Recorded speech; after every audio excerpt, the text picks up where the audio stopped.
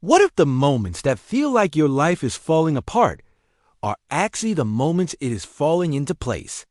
What if the universe is not random, not chaotic, but a perfectly woven tapestry of cause and effect? And the threads you cannot see are the very ones creating the masterpiece of your life. You are here because a question echoes in your heart. A quiet whisper in the midst of turmoil. Why is this happening? What does it mean? We ache for a story that makes sense of our pain, a reason that can hold our sorrow. Tonight, we will not seek an answer in the mind. The mind can only analyze the broken pieces. Instead, we will journey deeper into the heart of the great mystery. We will learn to listen to the wisdom of the universe itself. This is a guided meditation to let go of the need to know and to open ourselves to the peace of profound trust. This is the path to understanding, from a place beyond words, why everything happens for a reason. Let go of the struggle. A deep and gentle peace is waiting for you. Come, let us find it together. Find a position where your body can be at ease. Whether you are sitting or lying down, allow your limbs to feel heavy, supported by the earth beneath you. There is nothing for you to hold. Let go. Gently close your eyes and bring your awareness inward. Feel the simple, miraculous sensation of being alive in this moment, the air touching your skin, the subtle hum of silence in the room, the gentle, rhythmic tide of your own breath. Let us begin by visiting the source of our greatest suffering, the illusion of control.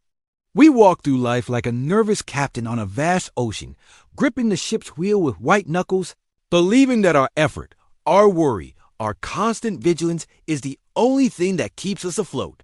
We try to control the weather, the currents, the direction of the wind. We believe that if we just think hard enough, plan perfectly enough, worry effectively enough, we can steer our lives into a calm and sunny harbor, free from all storms. And so we live in our minds, endlessly charting courses, rehearsing for tempests, calculating risks. This is the state of anxiety. It is the exhaustion of a captain who never sleeps, who has forgotten that they are on an infinite ocean, not a small pond. The overthinking mind is this captain. It believes it is in charge, that it is responsible for everything. When a storm comes, a lost job, a broken heart, an unexpected illness, the captain blames himself. I should have seen it coming. I should have steered differently. I failed. This is the second layer of suffering we add to our pain, the burden of self-blame born from the illusion that we were ever truly in control. The first step to trust in the universe is to gently, compassionately acknowledge that we are not the captain of the weather. We are the captain of our own small ship, and our true task is not to control the ocean, but to learn how to sail with skill, courage, and grace, no matter what the weather brings. True power is not found in controlling the external world. It is found in mastering our internal response to it. When you are caught in a storm, you cannot command the waves to be still, but you can learn to steady your own heart. You can learn to be the calm center of the storm. So for a moment, let us practice this. Think of a situation in your life right now that you are trying to control. A relationship, a work project, your health, the opinions of others. Feel in your body the tension of that effort. The clenched jaw, the tight shoulders, the knot in your stomach. This is the feeling of resisting reality. This is the feeling of gripping the wheel too tightly. Now, with your next exhale, imagine yourself gently loosening your grip. Just a little. Imagine yourself saying, "For this moment, I will let the ocean be the ocean. I will let the wind be the wind. I am safe in my ship." Feel the subtle shift in your body as you release that tension. A softening, an opening. This is the beginning of surrender. This is the first taste of the peace that comes when we stop fighting with life and start flowing with it. We do not need to have all the answers. We do not need to control the outcome. We only need to be present for the journey, one wave at a time. This is the first step in learning why everything happens for a reason, releasing the belief that we are the sole reason for everything that happens. This gentle release of control leads us to the first great truth of Buddhist teachings, a truth as fundamental as gravity, the law of impermanence, known as anicca. everything changes. Nothing stays the same. Take a deep breath in, and now let it go. You cannot hold on to that breath. It must be released to make way for the next one. Life is this breath, a constant flowing in and a constant flowing out, a rhythm of arriving and departing. The mind that seeks control despises this law. It wants to build a house on a frozen river. It wants to capture a beautiful sunset and keep it in a box. It wants to hold on to moments of joy, states of health, and the presence of loved ones, and make them permanent. And because life is a flowing river, not a frozen one, this attempt is doomed to fail. And this failure is the source of so much of our sorrow. We suffer not because things change, but because we expect them not to. We suffer because we are attached to the form of things, forgetting that the nature of all forms is to dissolve and be reborn as something new. Look at your own life. You are not the same person you were 10 years ago. Your body has changed. Your cells have renewed themselves countless times over. Your thoughts, your beliefs, your feelings, they are like clouds that have drifted through the sky of your being. You have known joy, and it has passed. You have known sorrow, and it too has passed. Where is the anger you felt last week? Where is the laughter of your childhood? They are memories, ghosts of moments that were once intensely real and are now gone. To understand that everything happens for a reason, we must first accept this fundamental dance of existence. Things come together, and things fall apart.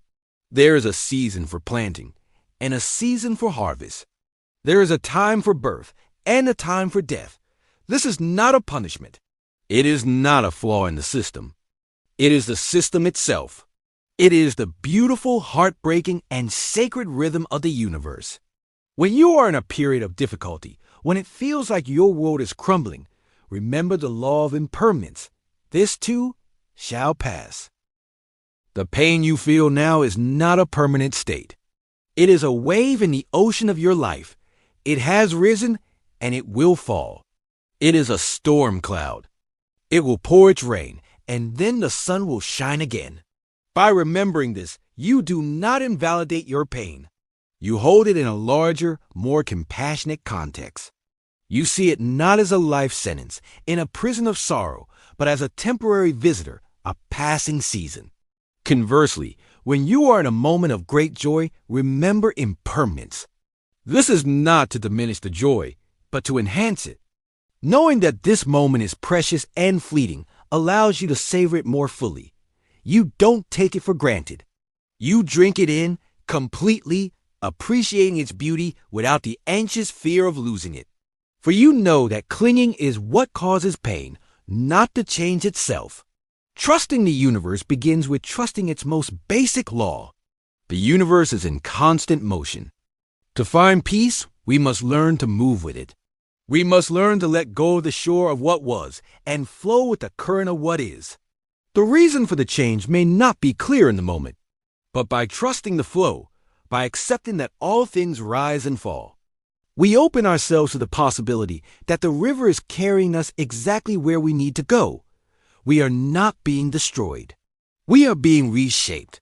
This law of impermanence works hand in hand with a second great truth, one that helps us see the hidden order within the flow of change.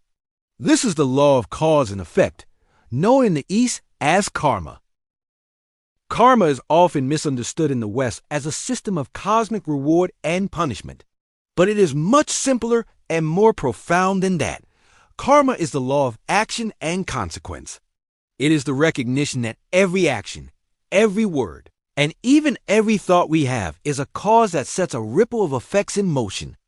It is the spiritual equivalent of Newton's third law. For every action, there is an equal and opposite reaction. You cannot plant an apple seed and expect a mango tree to grow. The seed you plant determines the fruit you will harvest. In the same way, actions rooted in kindness, compassion, and mindfulness will naturally yield the fruits of peace and happiness. Actions rooted in anger, greed, and ignorance will inevitably yield the fruits of suffering.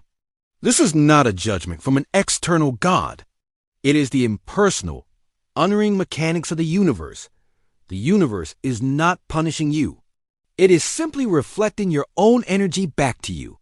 When we ask, why is this happening to me? The law of karma invites us to look with gentle honesty at the seeds we have been planting.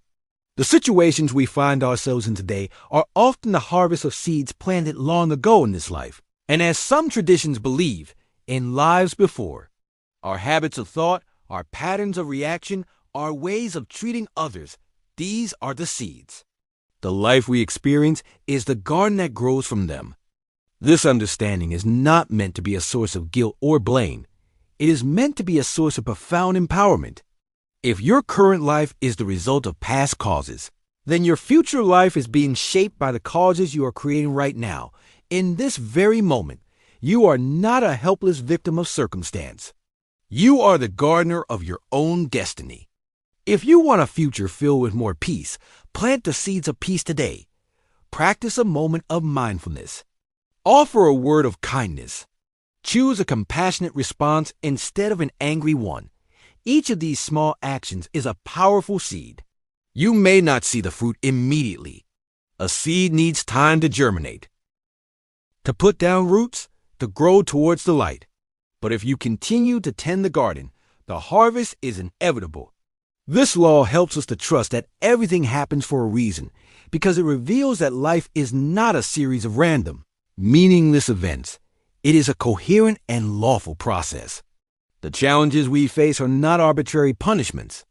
They are often the effects of our own past actions, returning to us to be understood, to be healed, and to be learned from. They are opportunities to see what seeds we have been planting unconsciously. When you face a difficult person, perhaps it is a chance to see your own patterns of impatience or judgment. When you face a financial struggle, perhaps it is an opportunity to examine your relationship with greed or fear. The difficult situation is not the problem. It is a mirror. It is the universe showing you with perfect clarity the work that needs to be done within your own heart and mind. By understanding the law of karma, we move from being a victim of our life story to being the conscious author of it. We stop asking, why is this happening to me? And we start asking, what is this trying to teach me? What seeds can I plant in this moment that will lead to a more peaceful harvest in the future? This shift in perspective is the key that unlocks the prison of resentment and opens the door to wisdom and freedom. Let us now explore this wisdom through a timeless story, a parable that has been shared for centuries to illustrate the mysterious ways of the universe. This is the story of the old farmer and his horse. There was an old farmer who had worked his fields for many years. One day, his only horse ran away. Upon hearing the news, his neighbors came to visit. "Such bad luck," they said sympathetically. The farmer replied, "Maybe." The next morning the horse returned, bringing with it 3 other wild horses. "How wonderful!" the neighbors exclaimed. "Such good luck." The farmer replied, "Maybe." The following day, his son was trying to tame one of the wild horses when he was thrown off and broke his leg. The neighbors again came to offer their sympathy. "How terrible," they said. "Such bad luck," the farmer replied, "Maybe." The day after that, military officials came to the village to draft young men into the army for a war. They saw the farmer's son with his broken leg and passed him by. The neighbors congratulated the farmer on his good fortune. "Your son was spared. Such good luck." The farmer replied, "Maybe." This simple story holds a profound teaching for the mind that struggles to understand why things happen. Our minds have a habit of instantly labeling events as good or bad. We get a promotion, that's good. We get a flat tire, that's bad. We fall in love, good. A relationship ends bad. But the story of the farmer shows us the limitation of this judgment. We see only a tiny fragment of the whole picture. What appears to be a disaster in the moment might be the very event that saves us from a greater tragedy later on. What seems like a great victory might be the seed of a future downfall. The tapestry of life is vast and complex, and we are looking at it from very close up, seeing only a single thread at a time. To trust the universe is to cultivate the wisdom of maybe. It is to suspend our immediate judgment and to allow for the possibility that we do not know the full story yet. It is to release the mind's anxious need to have everything figured out, labeled, and put into a neat box. When you face a challenge, when something happens that you label as bad luck, can you create a little space in your mind for the farmer's wisdom? Can you whisper to yourself, maybe, I lost my job. This is terrible. Maybe. Maybe this is the push you needed to find a career that truly aligns with your soul. My partner left me. My life is over. Maybe. Maybe this is the space you needed to heal, to grow, and to discover a deeper love for yourself before you can truly love another. I am sick. This is a disaster. Maybe. Maybe this illness is a message from your body, a call to slow down, to care for yourself more deeply, to reevaluate what is truly important in your life. This is not a form of denial or toxic positivity. It is not about pretending that pain doesn't hurt. The pain of the broken leg is real. The sorrow of the lost horse is real.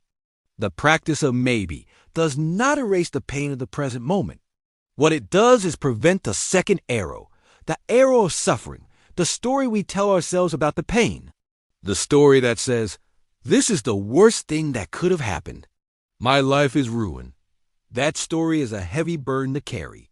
The wisdom of maybe allows you to put that burden down. It opens a door to curiosity and trust. It allows you to stay present with the reality of the situation, without the added weight of a negative narrative about the future. This is a powerful way to practice letting go of control. We cannot control the events of our lives, but we can choose not to be mentally imprisoned by them. By embracing the uncertainty, by living in the question rather than grasping for an answer, we align ourselves with the mysterious and intelligent flow of life itself. We begin to see that the universe is not working against us. It is simply working, and we are a part of that work. A thread in a tapestry far grander and more beautiful than our limited minds can possibly comprehend. This wisdom of perspective leads us to the heart of the matter, the third great truth for finding peace, the profound practice of acceptance. Acceptance is the master key that unlocks the door to inner peace. As we have explored, much of our suffering comes not from the events of our lives, but from our resistance to them. Acceptance is the cessation of this inner war. It is a deep and courageous yes to the reality of this moment. Again, it is crucial to understand what acceptance is not. It is not apathy. It is not giving up. It does not mean you have to like the situation. You can accept that you have a difficult illness without liking that you are sick. You can accept that a relationship has ended while still feeling the pain of the loss. Acceptance is simply the end of the argument with reality. It is looking at what is and saying, this is what is here now. Imagine you are caught in quicksand. The natural instinct is to struggle, to fight, to thrash about. But in quicksand, this struggle is precisely what makes you sink faster. The only way to survive is to do the opposite of what your panicked mind tells you to do. You must relax, spread your weight, and lie back. You must surrender to the substance you are in. You must accept the reality of your situation. Only from that place of acceptance can you begin to slowly and carefully move towards solid ground. Our difficult emotions and life situations are like quicksand. Our instinct is to struggle against them. We fight our sadness. We deny our fear. We resist our circumstances. And this struggle, this resistance, is what pulls us deeper into suffering. Acceptance is the act of lying back in the quicksand. It is the courageous act of allowing the difficult feeling or situation to simply be there without fighting it. When a wave of anxiety arises, can you meet it with acceptance? Instead of saying, go away, I shouldn't be feeling this. Can you say, hello, anxiety, I see you are here. You are welcome to stay for a while. When you do this, something miraculous happens. By giving the anxiety permission to be there, you take away its power. You are no longer fighting it, and so its energy has nothing to push against. It often softens, and sometimes it simply dissolves in the spaciousness of your acceptance. When you are facing a difficult life circumstance, can you practice acceptance? This means first allowing yourself to feel whatever emotions are present: grief, anger, fear. Let them be there without judgment. Then you can look at the facts of the situation and say, this is the reality right now. This is not the end of the story. It is the beginning. Once you have accepted the reality of where you are no longer wasting your energy fighting it. All that energy is now free to be used for wise and compassionate action. From a place of acceptance, you can ask, given that this is the situation, what is the most skillful and loving next step I can take? True change and healing can only begin from a foundation of acceptance. You cannot heal a wound by pretending it isn't there. You must first accept its presence, clean it, and give it the care it needs. Trusting that everything happens for a reason requires a radical acceptance of everything that happens. It is the understanding that the universe has presented you with this particular set of circumstances, this particular feeling, this particular challenge right now. Your spiritual work is not to wish it were different. Your work is to meet it fully and completely with an open and accepting heart. Within this acceptance, you will find a hidden gift. You will find that you are stronger than you thought. You will find a well of peace within you that is not dependent on your external circumstances. You will discover that by saying yes to life in all its forms, life says yes back to you, revealing its hidden beauty and its profound wisdom. Within this container of acceptance, we can begin to explore one of the most transformative ideas on this path, the idea that there are hidden lessons within our adversity. The universe is not just a random series of events. It is a wise and compassionate teacher. And its favorite classroom is the one we call difficulty. The times of ease and comfort are wonderful, but they are rarely the times when we experience our deepest growth.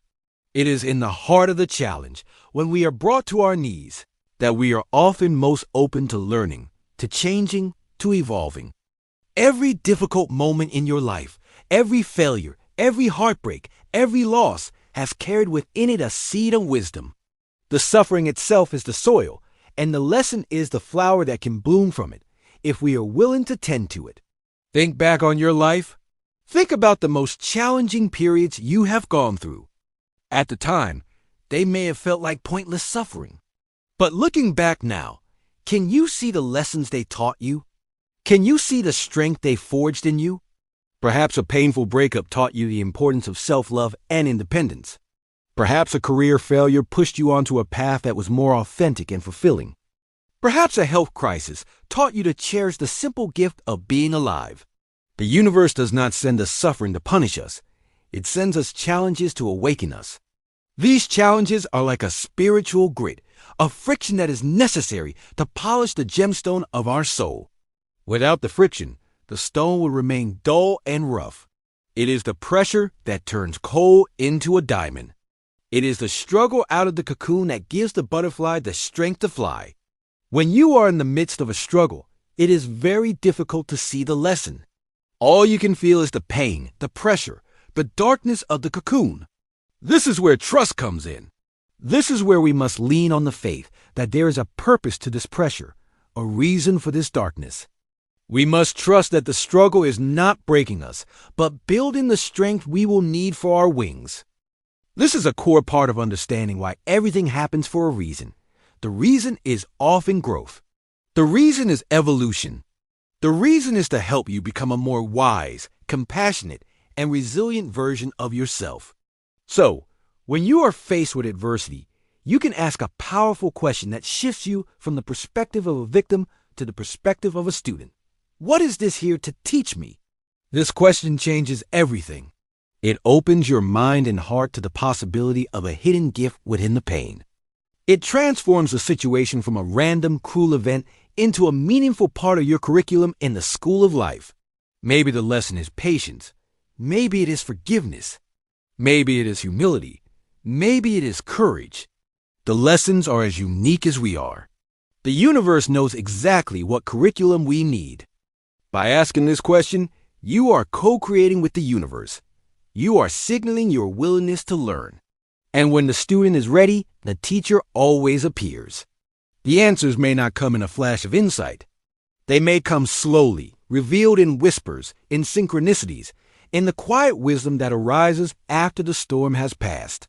The key is to hold the question gently.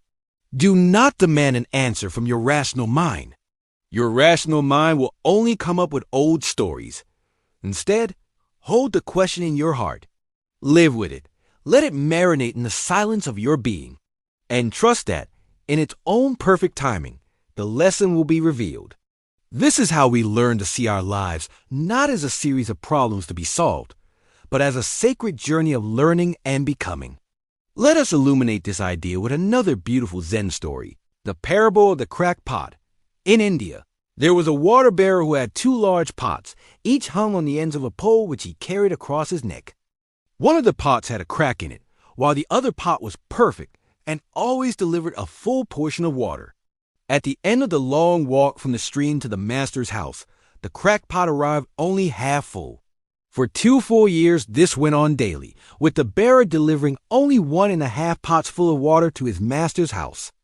Of course, the perfect pot was proud of its accomplishments, perfect to the end for which it was made. But the poor cracked pot was ashamed of its own imperfection, and miserable that it was able to accomplish only half of what it had been made to do. After 2 years of what it perceived to be a bitter failure, it spoke to the water bearer one day by the stream. "I am ashamed of myself, and I want to apologize to you." "Why?" asked the bearer. "What are you ashamed of?" "I have been able, for these past 2 years, to deliver only half my load because this crack in my side causes water to leak out all the way back to your master's house. Because of my flaws, you have to do all of this work, and you don't get full value from your efforts," the pot said. The water bearer felt sorry for the old cracked pot, and in his compassion he said, "As we return to the master's house, I want you to notice the beautiful flowers along the path."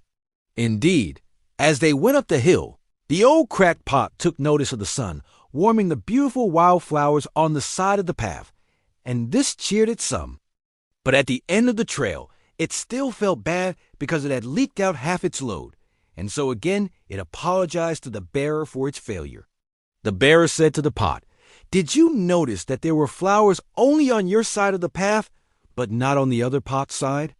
That's because I have always known about your flaw, and I took advantage of it.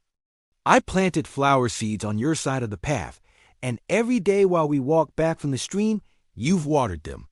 For 2 years, I have been able to pick these beautiful flowers to decorate my master's table.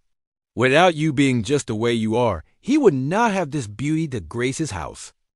This story speaks directly to the heart of our perceived imperfections. Each of us is a cracked pot. We all have flaws, wounds, and shortcomings. We spend so much of our lives feeling ashamed of these cracks, trying to hide them, trying to fix them, comparing ourselves to the perfect pots around us. But this story offers a revolutionary perspective. What if our cracks, our wounds, our so-called flaws are not mistakes? What if they are the very channels through which grace can enter our lives and bless the world? The pot's purpose was not just to carry water. Its deeper purpose, the one it could not see, was to water the flowers.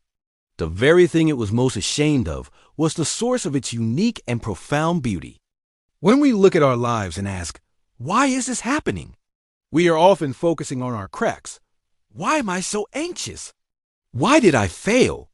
Why am I not as successful, as confident, as whole as that other person? The universe, like the wise water bearer, knows about our cracks.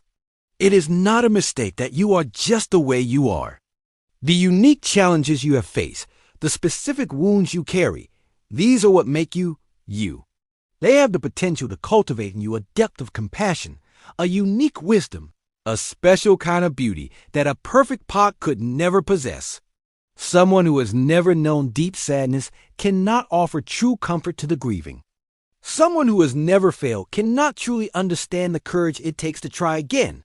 Your wounds can become your greatest gifts. Your struggles can become the source of your greatest strength. The crack is how the light gets in. If you can find it in your heart to accept your own imperfections, to see the potential for beauty in your brokenness, you will unlock a new level of peace. You will stop striving to be a perfect pot and start embracing the unique and sacred purpose of being a cracked one. You will begin to trust that the universe is using you, flaws and all, to water flowers along the path that only you can water. And this is a profound reason for everything you have been through. If these stories and reflections are watering something beautiful within you, if you feel a connection to this path of gentle acceptance, we invite you to become a part of this garden. By subscribing to this channel, you help us to plant more seeds of peace in the world. Take a moment of quiet intention and join our community. Let us continue to discover the beauty in our imperfections, together. Now, let us expand our view from our personal journey to a wider, more interconnected perspective. This leads us to the fourth great truth on our path, the profound teaching of interconnectedness, or pratityasamappai in Sanskrit. This is the understanding that nothing exists in isolation. Everything is connected to everything else in a vast, intricate web of cause and effect. You are not a separate island. You are a wave in the great ocean of being. Your actions, your words, your very existence are constantly affecting everything around you, just as you are constantly being affected by everything. A flower cannot exist without the sun, the soil, the rain, the insects. It is a manifestation of the entire universe. In the same way, you are a manifestation of the entire universe. You are made of stardust. The air you breathe has been breathed by countless beings before you. The food you eat is a gift from the earth. Your thoughts and beliefs have been shaped by your culture, your family, your experiences. You are a unique and precious node in an infinite network of relationships. When we feel lost and ask, why is this happening? We are often seeing ourselves as a separate, isolated self, being acted upon by an external world. The teaching of interconnectedness dissolves this illusion. There is no separate self. There is no external world. There is only one unified, unfolding process. The events that happen in your life are not happening to you. They are happening as you. They are part of the same unfolding process that you are. The difficult person in your life is not separate from you. They are a reflection of a part of yourself, or a teacher sent to help you learn a specific lesson. The economic downturn that affects your job is not a random event. It is part of a complex global web of causes and effects that you are a part of. This can be a difficult concept for our Western minds to grasp, as we are so conditioned to see ourselves as separate individuals. But if you can begin to feel the truth of it, even for a moment, it brings an incredible sense of relief and belonging. You are not alone. You are an integral and inseparable part of the whole. You belong to the universe, just as a wave belongs to the ocean. This understanding helps us to trust that everything happens for a reason, because it shows us that there is an underlying intelligence and order to the universe. It is not a chaotic jumble of separate things bumping into each other. It is a single, unified dance. Every movement affects every other movement. Every event has ripples that spread out through the entire web. The reason for a specific event in your life may be far beyond your personal story. The reason might involve the learning and growth of many other beings. It might be a tiny adjustment in the cosmic web that is necessary for a much larger pattern to unfold. When you begin to see life from this perspective, you develop a deep sense of humility and awe. You realize that your small personal desires and fears are part of a much grander play. You learn to trust that even the painful and confusing parts of your life have a place in this great dance. They are necessary notes in the symphony that you cannot yet hear in its entirety. Practice seeing this interconnectedness in your daily life. When you drink a cup of tea, contemplate the hundreds of people and natural processes that had to come together to bring that cup to you. The farmer who grew the tea, the rain that watered the plants, the person who packed the leaves, the driver who transported it, the person who sold it to you. In that one cup of tea, you can see the entire universe. By practicing in this way, you dissolve the feeling of separation that is the root of fear and anxiety. You begin to feel your connection to all of life. And in that feeling of connection, you will find a deep and abiding trust that you are held, you are supported, and you are a perfect and necessary part of a magnificent whole. This understanding of our profound connection to others leads us to a specific application of this truth, understanding the role that people play in our lives. Every person who enters your life and every person who leaves does so for a reason. There are no accidental meetings. The universe, in its infinite intelligence, brings people into our lives to serve as mirrors, as teachers, as catalysts for our growth. Some people come into your life for a lifetime. They are your companions on the journey, your soul family, who walk with you through many seasons. They are here to love you, support you, and reflect your own beauty back to you. Other people come for a season. They are here to teach you a specific lesson. They might be a difficult boss who teaches you patience and boundaries. They might be a passionate but short-lived love affair that teaches you about your own heart and opens you to a deeper capacity to feel. They might be a friend who helps you through a difficult time and then drifts away when that chapter of your life is over. When these seasonal relationships end, we often suffer because we try to make them last a lifetime. We cling, we resist the change, and we tell ourselves a story of failure or rejection. I wasn't good enough. It shouldn't have ended. But the teaching of interconnectedness invites a different perspective. What if the relationship ending was not a failure, but a completion? What if that person's role in your life was perfectly fulfilled? They taught you the lesson you needed to learn, or you taught them the lesson they needed to learn, and now it is time for you both to move on to your next classroom. If you can look back on your past relationships, romantic, platonic, professional, with this lens, you can find a sense of peace and gratitude. You can see each person as a sacred messenger. Even the ones who hurt you the most were often your most powerful teachers. They showed you your wounds, your triggers, your unhealed patterns. They came to help you see what needed to be healed within yourself. This does not excuse harmful behavior. It is always important to protect yourself and set healthy boundaries. But from a spiritual perspective, you can still recognize the role that even a difficult person played in your evolution. You can learn the lesson without having to keep the teacher in your life. This perspective also helps us to be more present and appreciative of the people who are in our life right now. We don't know if they are here for a lifetime or a season, so we can treat every interaction as precious. We can learn from them, love them, and allow them to be who they are without clinging to a specific outcome for the relationship. When you meet someone new, you can hold a gentle curiosity. I wonder what we are here to teach each other. When a relationship is ending, you can practice a grateful letting go. Thank you for the lessons. I release you with love.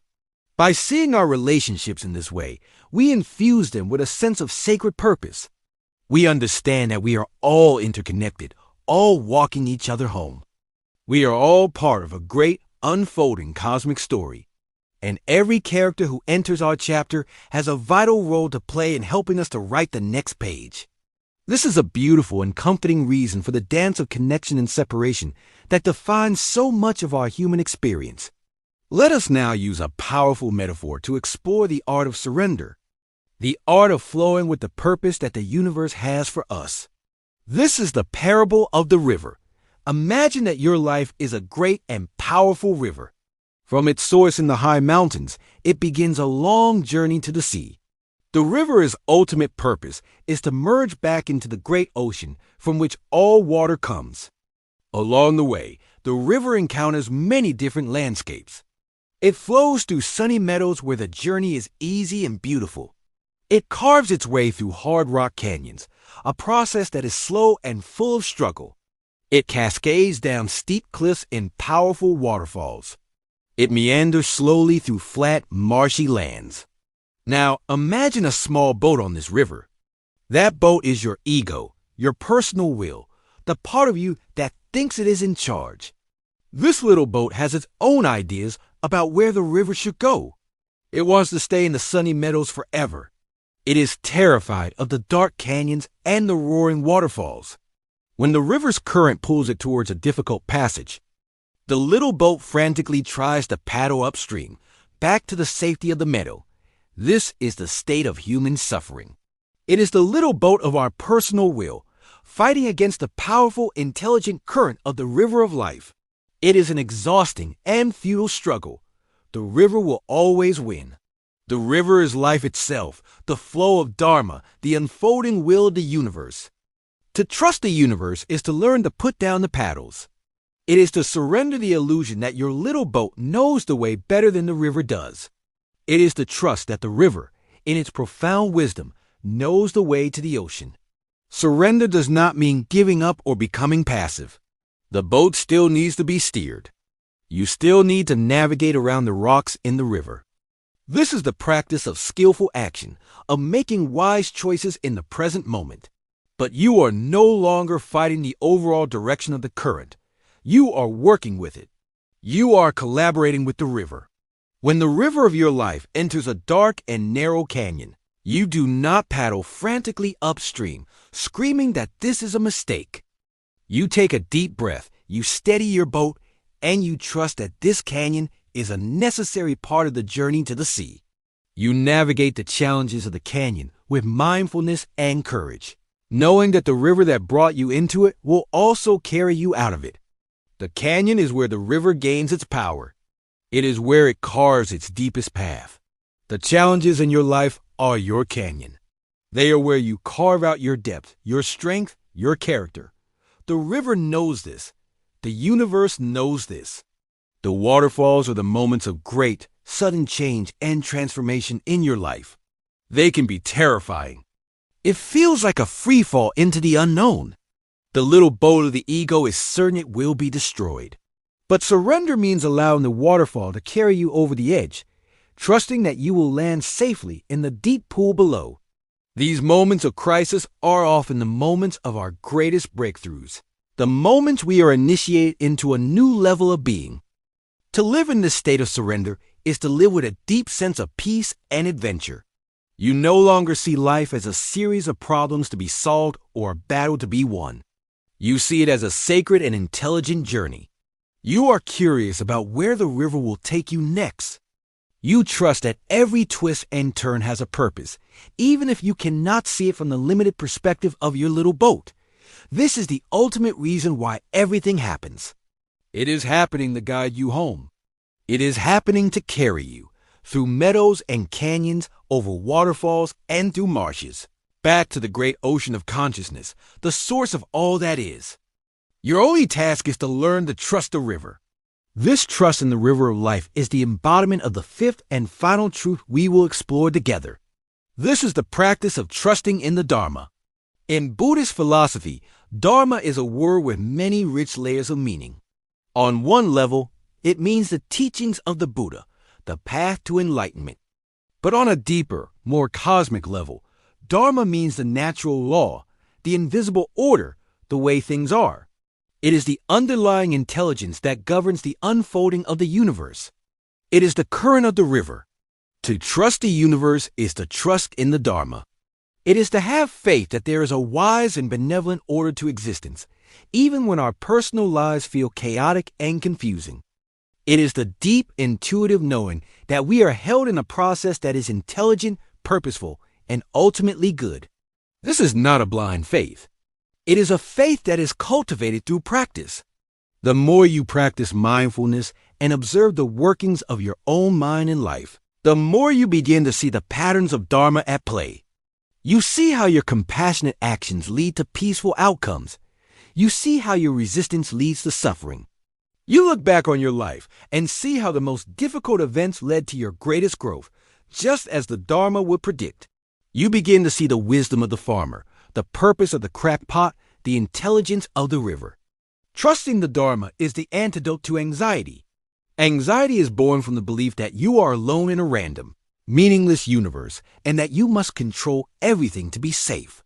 Faith in the Dharma is the realization that you are not alone, that the universe is not random, and that your safety lies not in control, but in aligning yourself with the intelligent flow of life.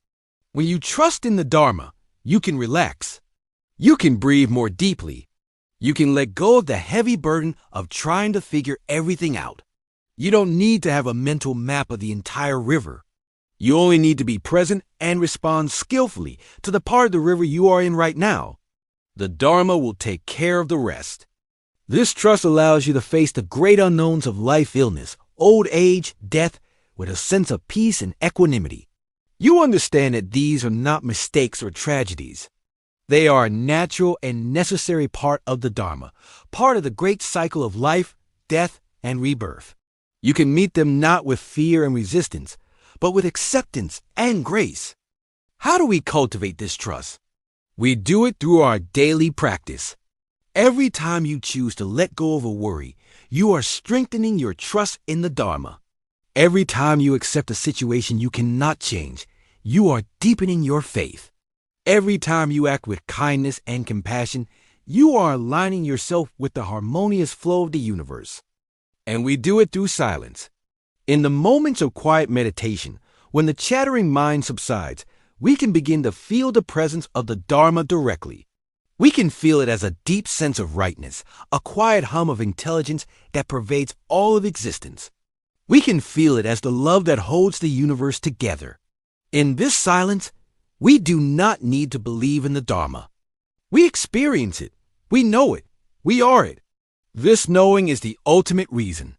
Everything happens for a reason, and that reason is the loving, intelligent, and mysterious unfolding of the Dharma, carrying all of us, through all of our unique journeys, back to the ocean of our true home. As we move toward the culmination of our journey together, let us focus on a very practical aspect of this trust, cultivating serenity in the face of uncertainty. Life is, by its very nature, uncertain. We do not know what tomorrow will bring. We do not know when we will get sick, when we will lose a loved one, when our fortunes will change. The mind that craves control sees this uncertainty as a constant threat. It spends its energy trying to eliminate uncertainty, an impossible task that only creates more anxiety. The path of wisdom is not to eliminate uncertainty, but to become comfortable with it.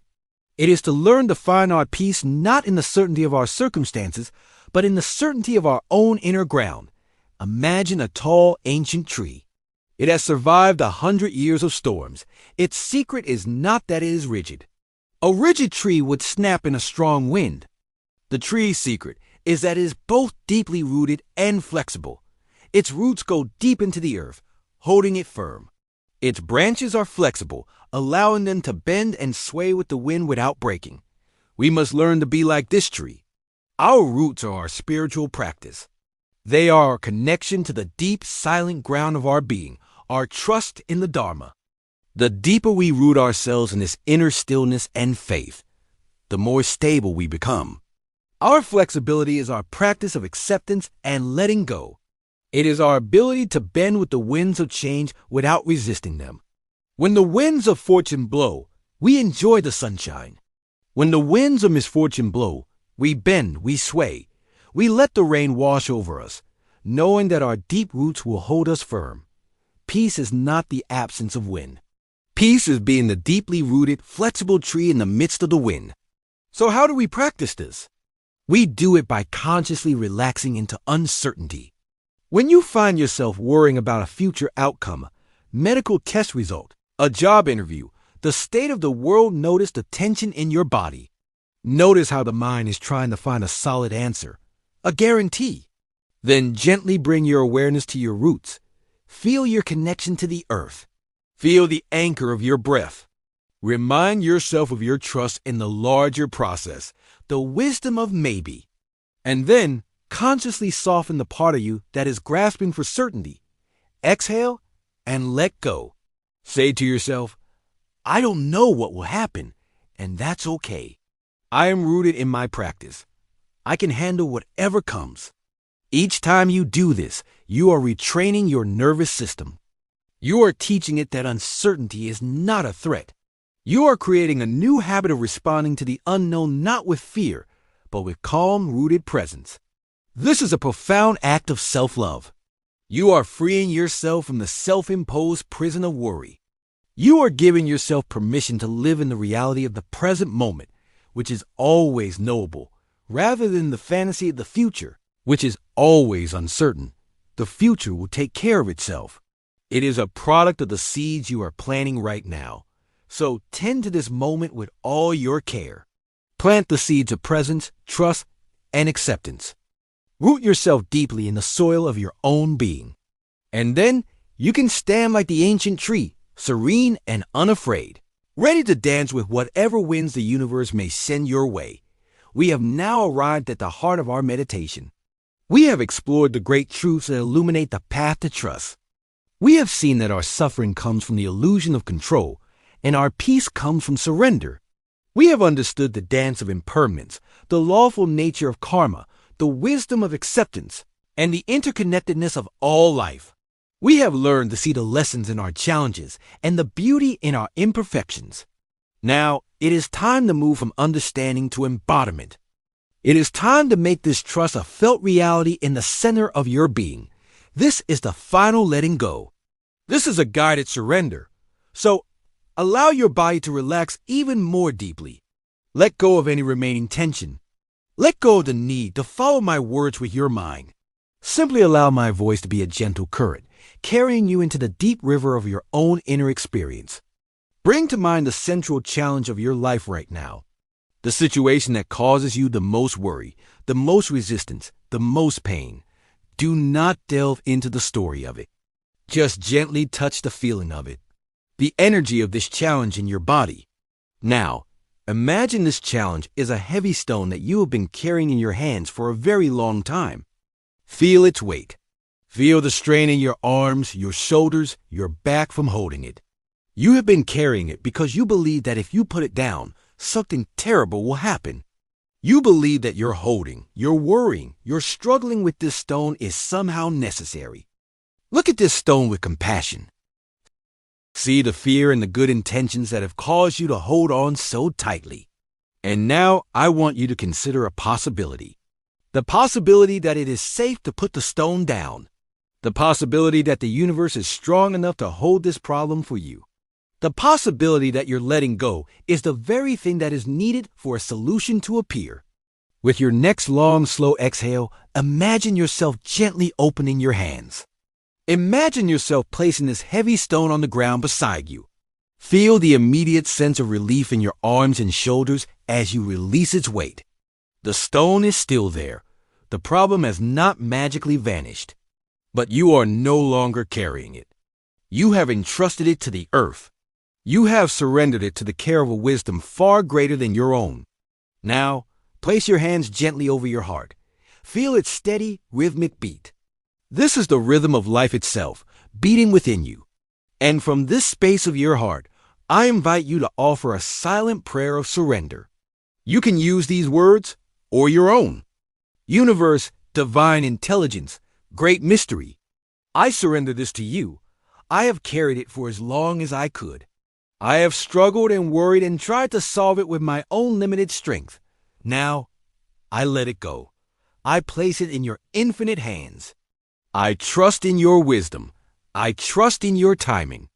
I trust that everything is unfolding according to a perfect and loving plan. I do not need to understand the reason. I only need to trust the process. I am willing to be shown the way. Thank you. Breathe and rest. Rest in this state of surrender. Feel the peace that enters the space that was once occupied by the struggle. This peace is your true nature. This trust is your birthright. There is nothing you need to figure out. There is nothing you need to fix.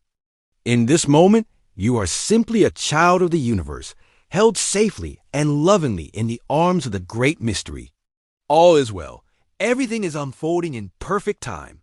Everything happens for a reason, and that reason is love.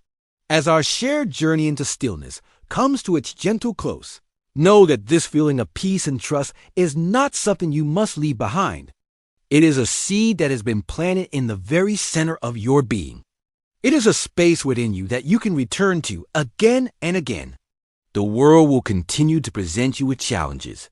The mind will continue to generate its clouds of worry. This is the nature of life, but something within you has shifted. You have remembered the truth. You have remembered that you are not the small boat fighting the current. You are the river itself, flowing gracefully to the sea. You are the ancient tree, rooted deeply in a peace that no storm can shake. Carry this knowing with you. When you feel the old habits of worry and control begin to creep back in, gently bring your hand to your heart. Take a deep breath. And remember the feeling of putting the stone down. Remember the peace of surrender. The path of trust is not a one-time event. It is a moment-by-moment practice. It is a choice we make in every situation, to contract in fear or to open in trust. The more you choose trust, the more the universe will show you that your trust is well-founded. You will begin to see the synchronicities, the hidden blessings, the perfect unfolding of your path. If this time together has served as a source of comfort and clarity, we invite you to continue your journey of awakening. There are many paths up the mountain, and each step you take brings you closer to the beautiful vista of your own inner peace. Perhaps the next step on your journey is to simply listen to these words again, allowing them to sink even more deeply into your soul. What might you discover the second time that was hidden from you the first? Remember, you are held, you are guided, and you are loved more than you can possibly imagine. Trust the journey. Trust yourself. Trust the universe. For in the heart of this trust, you will find the freedom and the peace you have always been seeking.